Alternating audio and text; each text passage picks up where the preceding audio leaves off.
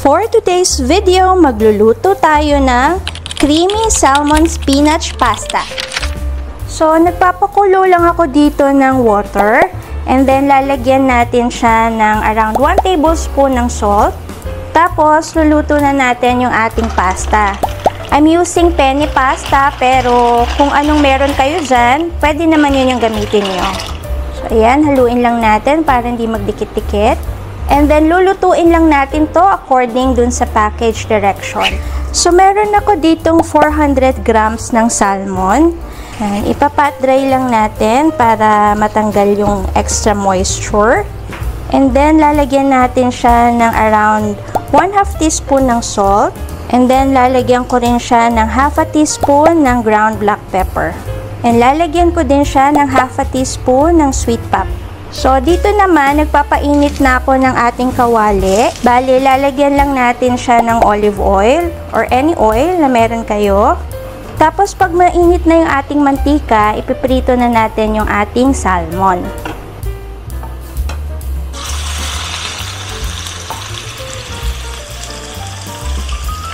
So, after 2 minutes, pwede na nating baliktarin.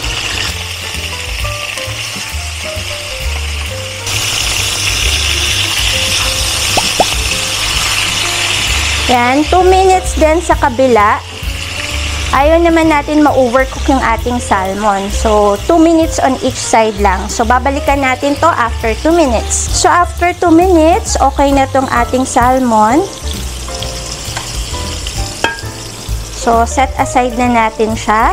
Ayan, set aside na natin yung ating salmon and then i-flake lang natin siya. So, ito yung salmon natin. Bali, tatanggalin lang natin yung skin. Yan, tatanggalin lang natin yung skin kasi hindi natin isasama yan. Tapos, ito ring isa. Ayan. And then, i-flake lang natin. Ganyan. So, sakto lang pagkakaluto natin dun sa salmon kasi moist pa siya. 2 minutes lang on each side para hindi siya ma-dry. Yan. So, okay na yung ating salmon. Set aside na natin siya. So, dun sa same pot na pinagprituhan natin ng ating salmon, dito na rin natin lulutuin yung ating sauce. So, itong olive oil, okay lang yan. Lalagyan ko lang siya ng around 2 tablespoon ng butter. And then, itong 4 cloves ng garlic. Tsaka lalagay ko na rin yung ating 1 medium size ng onion. Yan, gigisa lang natin yung ating aromatics hanggang sa maging mabango na sila. So, ayan, pag mabango na yung ating bawang at sibuyas, ilalagay ko na tong spinach. Bali, hinati-hati ko lang siyang ng maliliit kasi itong variety na spinach na meron ako, yung malalaki siya. So, yan. Gigisa lang natin yung spinach hanggang sa maging totally wilted siya. So, ito, lalagyan ko na siya ng 1/2 teaspoon ng salt, 1/2 teaspoon ng ground black pepper. Maglalagay rin ako ng oregano, na mga ganyan lang kadami. And then, thyme. Yan. And also, parsley. So, mga ganito lang din kadami. Yan. And then, hahaluin lang natin.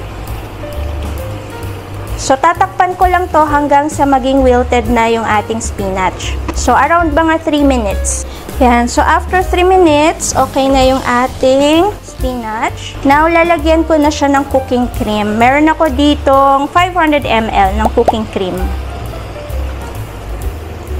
So, pakukuluin lang natin ng konti and then okay na itong ating sauce. So, ito yung ating cream. Kumukulo na siya.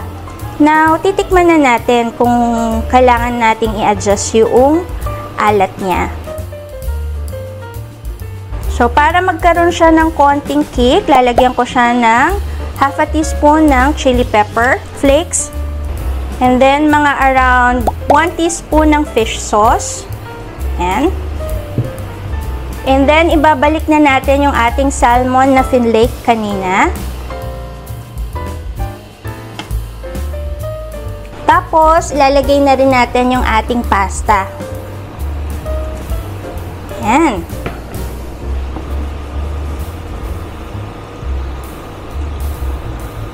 Haluin lang natin. And then, lalagyan natin siya ng mozzarella cheese. Yan, depende na sa inyo kung gaano kadami. So, ako, mga ganyan, mga half a cup yung ginamit ko. Now, hahaluin lang natin yung ating pasta. So, yan, luto na to. So, serve na natin siya. At ayan, nakaluto na tayo ng creamy spinach salmon pasta. Kain po tayo!